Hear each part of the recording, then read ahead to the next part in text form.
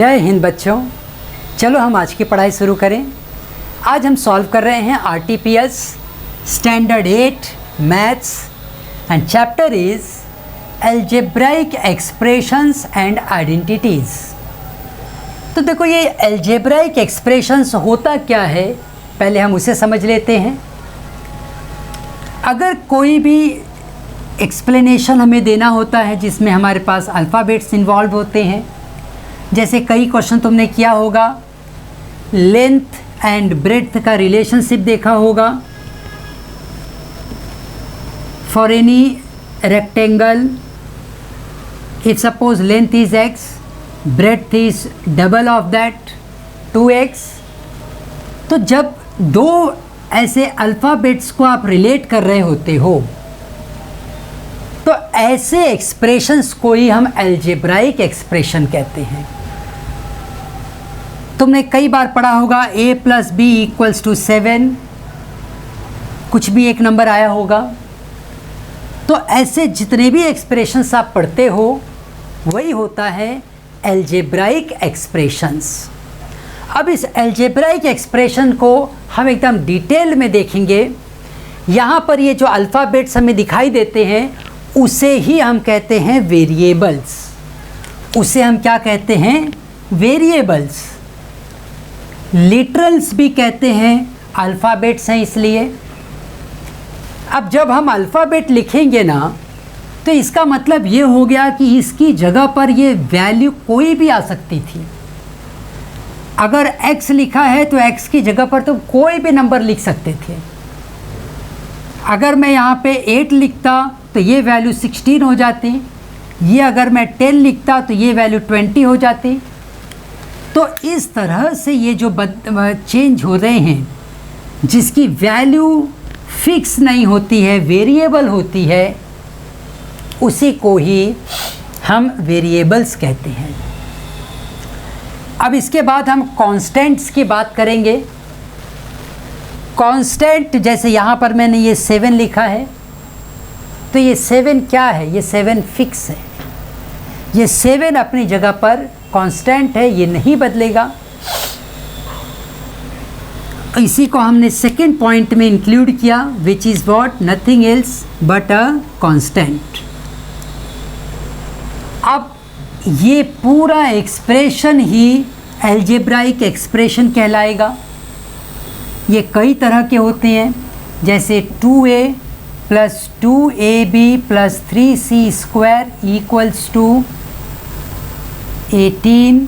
ये अपने मन से हमने एक बनाया एक्सप्रेशन। अब हम बात करते हैं टर्म्स की। जितने भी प्लस के साइन होंगे या माइनस की साइन होगी, उतने ही एक्सप्रेशन हैं, ऐसा समझेंगे। ये माइनस है, मतलब यहाँ पे 2 टर्म्स हो गए, फिर एक और प्लस आया, अब ये तीसरा टर्म आ गया। तो ये जो प्लस माइनस की साइन है, याद रखो, प्लस माइनस की साइन वो बता देगी कितने टर्म्स यहाँ पर हैं। यहाँ पर जैसे 3 टर्म्स हैं, इसमें 2 टर्म्स थे, है ना, क्योंकि ये 2 साइन थी। अब यहाँ पे एक प्लस की साइन थी, इसलिए ये 2 टर्म्स बन गए। इसे अब मैं कहूँगा 2a × 3ab × 7a। अगर ऑल दीज इक्वल्स टू 8, ऐसा एक क्वेश्चन मान लो आया हमारे सामने, तो इसमें कितने टर्म्स हैं? यहाँ पे हमारे पास प्लस माइनस का एक भी साइन नहीं है, इसलिए ये 1 टर्म है। वो 8 जब तुम यहाँ ले लोगे ना, 2a 3ab and 7a -8 = 0। अब ये पूरा 1 टर्म है और ये सेकंड टर्म है। तो इस बात को एकदम क्लियरिटी से समझ लो। प्लस माइनस के साइन डिसाइड करेंगे कितने टर्म्स हैं। मल्टीप्लिकेशन है या डिवीजन है, उससे टर्म्स डिसाइड नहीं होंगे। तो इस बात को थोड़ा और एग्जाम्पल लेकर हम एलाबोरेट कर लेते हैं।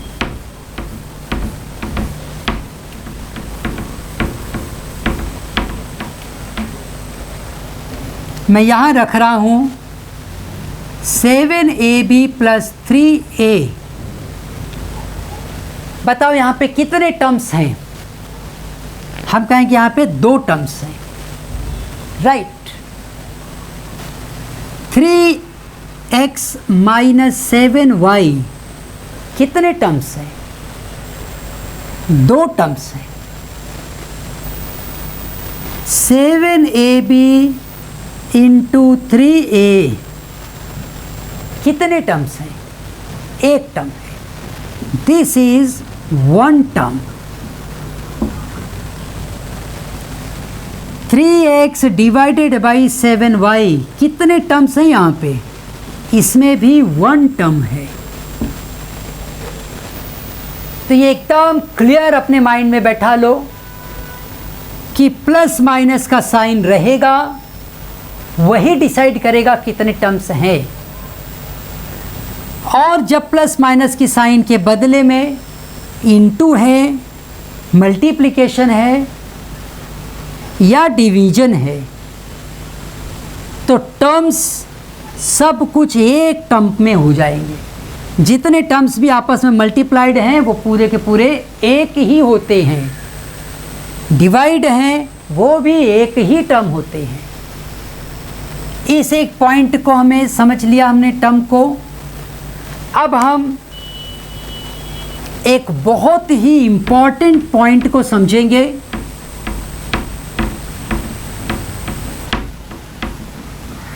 That is like terms. Like terms. Like terms को मतलब ये है कि मान लो कहीं आप किसी सेमिनार में गए, स्कूल से कहा गया था कि भाई सभी लोग अपने अपने घर से तैयार होके इस पर्टिकुलर जगह पर आपको चले जाना है। इस पर्टिकुलर जगह पे आप जाओ, वहाँ पर ये सेमिनार लगा है, सभी बच्चे देखेंगे। अलग अलग स्कूलों के बच्चे आ रहे थे, लेकिन हर बच्चे को हर स्कूल का इंस्ट्रक्शन था कि अपने अपने स्कूल के यूनिफॉर्म में जाना है। तो उस साइंस एग्जीबिशन में जब तुम जाओगे तो जो भी बच्चा तुम्हारे अपने स्कूल के यूनिफॉर्म में होगा उसे तुम पहचान जाओगे कि भाई ये लाइक टर्म है, ये मेरे स्कूल का है। और जो बच्चा अलग यूनिफॉर्म पहना होगा उसे आप कहोगे कि ये अनलाइक टर्म है, ये अलग स्कूल का बच्चा है।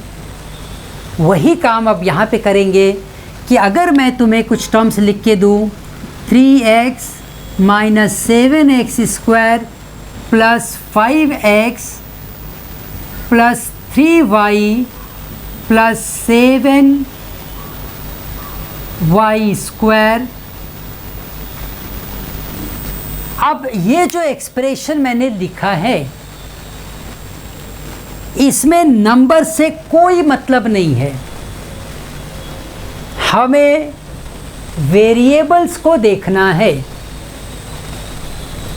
वेरिएबल्स को देखने का मतलब है ये x है, ये x² है, ये अलग है क्योंकि इसके पास स्क्वायर है इसलिए ये अलग है। ये x है और ये भी x है। ये दोनों हो गए लाइक टर्म्स।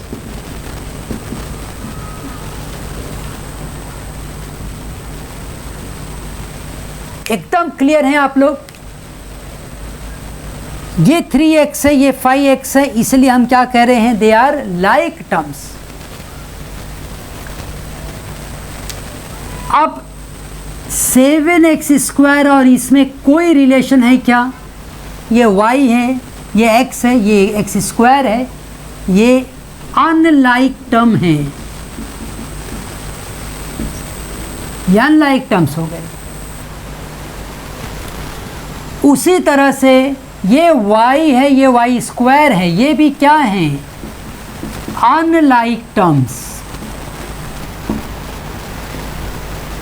तो लाइक टर्म्स उसे कहेंगे, वही अल्फ़ाबेट होना चाहिए, पावर भी वही होना चाहिए।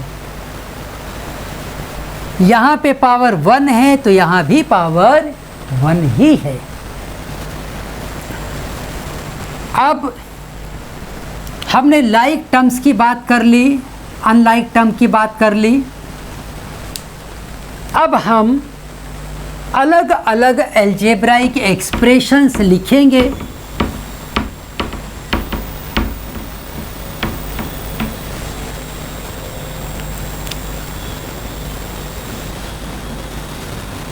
मोनोमियल मतलब जैसे 5x, यह है मोनोमियल, यहाँ एक ही टर्म है।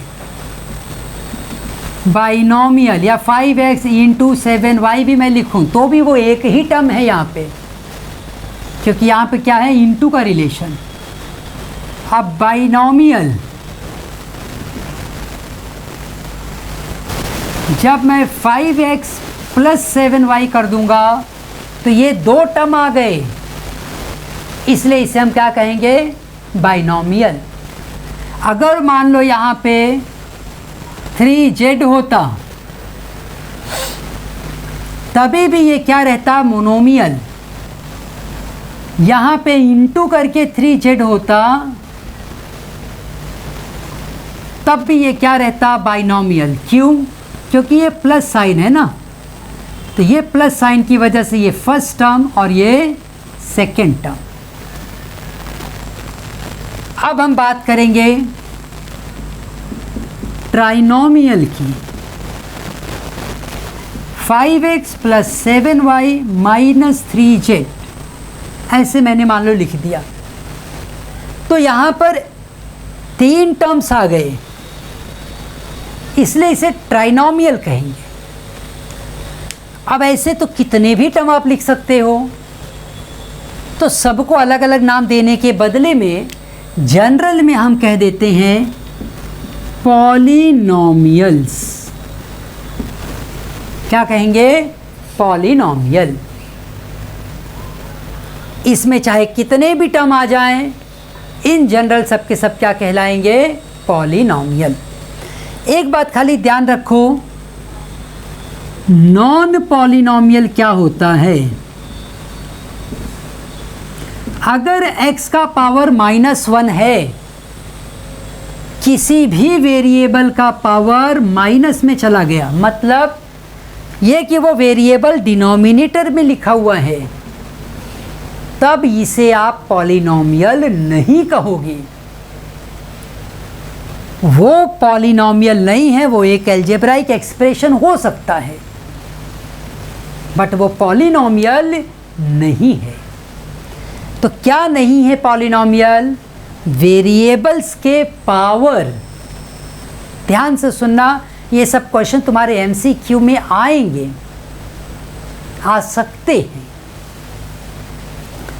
जब कभी भी वेरिएबल का पावर माइनस में आएगा, मतलब वो अपॉन में लिखा होता है। पावर माइनस का मतलब हुआ, इसका मतलब हुआ कि 5/x, 5x का पावर -1 का मतलब होता है 5 अपनी जगह है, -1 की वजह से वो डिनोमिनेटर में आ गया, तो ये बन गया है 5/x।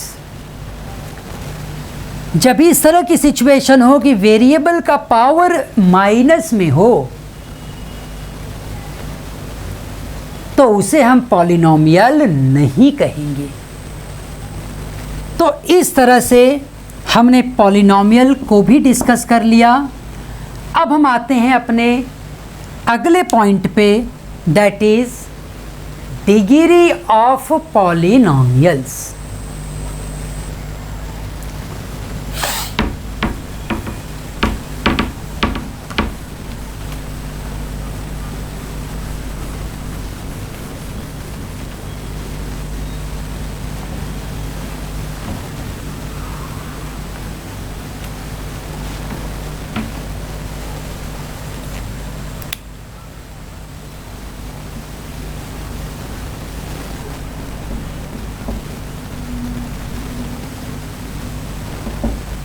डिग्री ऑफ पॉलिनोमियल्स, मतलब ये होगा ना कि अगर कोई एक्सप्रेशन दिया हुआ है 5x plus 7x square minus 3x the cube, तो यहाँ पे तुम्हें ये देखना है ये जो वेरिएबल है इसका पावर यहाँ कुछ नहीं लिखा है तो 1 है, यहाँ पे 2 दिया है, यहाँ पे 3 दिया है, जो हाईएस्ट पावर है वो यहाँ पे 3 है और उसी को तुम डिग्री ऑफ पॉलिनोमियल कहोगे। जो हाईएस्ट पावर है वो क्या यहाँ पे 3 और वही क्या है डिग्री। ऐसे भी एक्सप्रेशंस आएंगे xy प्लस 7xyz, यहाँ पे हम क्या लिखेंगे डिग्री। वेरिएबल्स की पावर देखो ये 1 1 है, प्लस करके 2 बन जाएगा, यहाँ पे कुछ नहीं है तो 1 है 1 है 1 है, तीनों प्लस करोगे तो 3 होगा। पावर x की 1 है, y की 1 है, z की 1 है और सारे वेरिएबल्स को अगर मैं कंसीडर करूं तो इन्हें प्लस करने पे हमें मिल रहा है 3 और यही 3 यहाँ पे डिग्री कहलाएगी। सो डिग्री यहाँ पे क्या है 3 है। तो एक बात क्लियर हो जाती है कि डिग्री डिसाइड करते समय सभी वेरिएबल्स के पावर को हमें प्लस करना रहेगा। हम कुछ और एग्जांपल से इस बात को समझते हैं। 7xy minus 3x square why the cube plus 2x cube, यहाँ पर हमें डिग्री डिसाइड करनी है। तो उस डिग्री को डिसाइड करते समय हम यहाँ लिखेंगे इसके पावर 1 1 तो 2 आएगा, लेकिन यहाँ पे पावर्स को अगर मैं ऐड कर दूँ तो वो क्या बन गया 3 + 2 5 हो गया। हाईएस्ट वैल्यू 5 है, ये तो 3 है, ये तो 2 है, 1 1 ऐड करेंगे तो 2 बनेगा। तो डिग्री इस पर्टिकुलर एक्सप्रेशन की, इस पॉलिनोमियल की डिग्री क्या है 5 है। इस पॉलिनोमियल की डिग्री 5 है। तो यहाँ पर हमने अपने इस पॉइंट को क्लियर किया। तो चलो बच्चों, इस बैकग्राउंड के बाद अब हम अपने नॉर्मल क्वेश्चन से स्टार्ट करें। हमारे एक्सरसाइज 6A का देखो ये पहला क्वेश्चन है। कह रहे हैं कि find the sum of the following algebraic expressions. So इसका सम करते समय देखो एक बात का तुम्हें ध्यान देना है, ये जो कॉमा है वो बता रही कि ये अलग है, ये अलग है और ये अलग है। ये 3 अलग अलग एक्सप्रेशंस हैं एल्जेब्राइक एक्सप्रेशंस, जिन्हें हमें प्लस करना है। यहाँ पे तुम्हें एक एग्ज़ाम्पल मेरा याद करना पड़ेगा। मैंने कहा था साइंस एग्जीबिशन में जहाँ अलग अलग स्कूलों के बच्चे आए हैं, अगर टीचर्स की तरफ से इंस्ट्रक्शन आया कि भाई अपने अपने स्कूल के साथ ही खड़े होना है, तो सब बच्चे यूनिफॉर्म देखेंगे, पहचानेंगे और उस तरफ अपने एक ग्रुप में खड़े हो जाएंगे। उसी तरह से यहाँ भी हमें करना है, जो टर्म एक जैसे हैं, पहले तो देखो मैं लिख रहा हूँ कि मुझे क्या कहा गया है करने के लिए। मुझे इन्हें प्लस करने के लिए कहा गया है, तो मैं लिख रहा हूँ अब हम सिमिलर टर्म्स को एक जगह पर बुला लेंगे। जैसे ये PR है तो PR और RP ये एक ही बात होती है। PR बोलो चाहे RP बोलो, PR बोलो चाहे RP बोलो, वो सेम है, ऑर्डर से फ़र्क नहीं पड़ेगा। तो जो सेम टर्म है ये PR, 2PR एंड 2RP, उन्हें एक साथ लाएंगे। राइट हैंड साइड में जो साइन होती है वो उसकी अपनी साइन होती है, क्योंकि यहाँ पर देखो 2 साइन है, प्लस और माइनस दोनों है। हमेशा इसके इस लेफ्ट हैंड में जो साइन आ रही है लेफ्ट हैंड साइड, वही वैल्यू उसकी अपनी होगी तो लेफ्ट हैंड की जो साइन है 2PR, वैसे यहाँ पर लेफ्ट में क्या साइन है प्लस की, तो प्लस 2RP। अब ये P स्क्वायर, ये भी P स्क्वायर और ये भी P स्क्वायर, ये है -6P स्क्वायर R, ये प्लस 3P स्क्वायर R और ये -P स्क्वायर R। तो यहाँ पे तुम ध्यान दो, यहाँ पे कोएफिशिएंट कुछ भी नहीं लिखा है, इसके बगल में जो नंबर लिखे होते हैं उसे हम कोएफिशिएंट कहते हैं। क्या कहते हैं? कोएफिशिएंट। जब यहाँ कुछ नहीं लिखा होता है तो कोएफिशिएंट होता है 1। तो कुछ नहीं लिखा था तो मैंने उसको 1 समझा। अब ये -2PR और +2PR, ये दोनों तो आपस में कैंसिल हो जाएंगे, बचेगा खाली तुम्हारे पास PR। अगली लाइन में PR स्क्वायर है -6 और +3, -6 है और ये +3 है, तो क्या बचेगा? -3, और -3 में ये -1 करोगे तो -4।